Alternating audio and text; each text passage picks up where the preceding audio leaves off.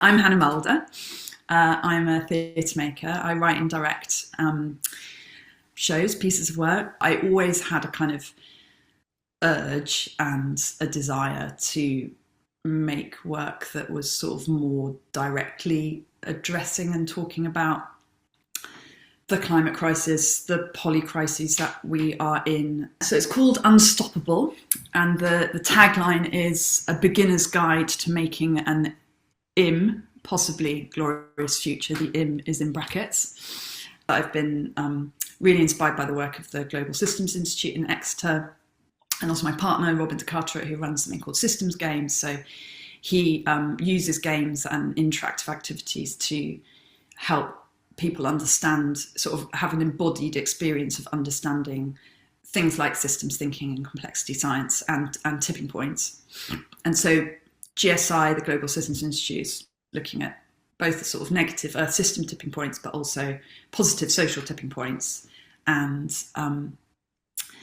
that's felt like a really inspiring sort of lens through which you can see both the really difficult and scary stuff that's happening right now, but also the positive tipping points. You can look through the same lens, and that same kind of mechanism and understanding can enable us to think about how rapid, unstoppable change can happen. Our sort of vision of the future is very monopolized at the moment, and I think culturally a lot of our responses to trying to make work around these issues has been, and I think it's been a really natural sort of almost like a first go-to. It's like warning people, like this is what could happen.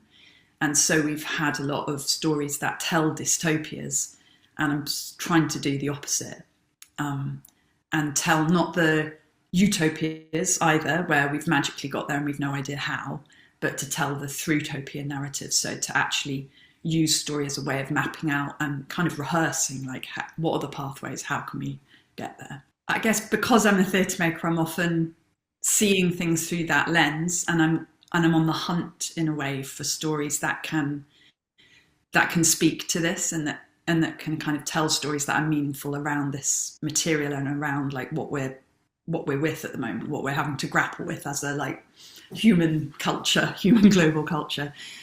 Where I've ended up is with a show that has essentially 4 strands to it. One is a current day narrative where 2 friends are grappling with the question of whether to have a baby together.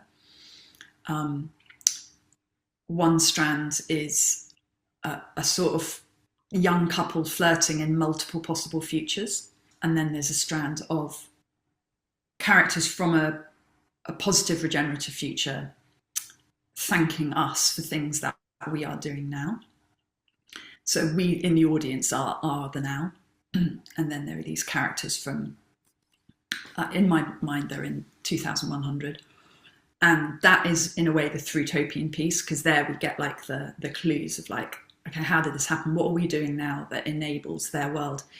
And also it's grappling with, particularly the present day storyline is grappling with like, this is tough, you know, this is a tough thing to negotiate in our lives. Like there's so many things that can get in the way of us feeling like this is something that we can do collectively together. And yeah, that strand really explores what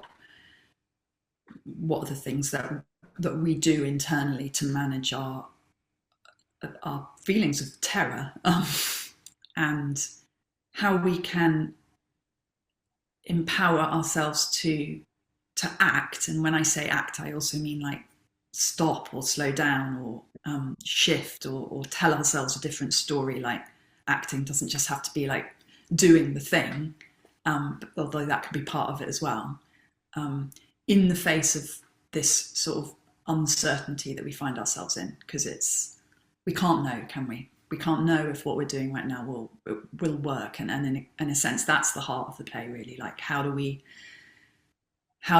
do it anyway and find joy in the doing of it, and be with the uncertainty, but not let the uncertainty mean that we don't do it, because then it ain't going to happen. And I suppose what theatre can do so beautifully is like sit narratives alongside each other and that in itself can be a complex system. So your experience of it is kind of like one thing sits next to another one, and how do they speak to each other, and how does the thing that you heard earlier, and you get that, oh, I see with there, and well, maybe that's connected to that, and those sorts of things. So I think in itself, if I sort of did a map of the structure of it, it probably would. It's all got a lot of interconnection. It is quite like a web.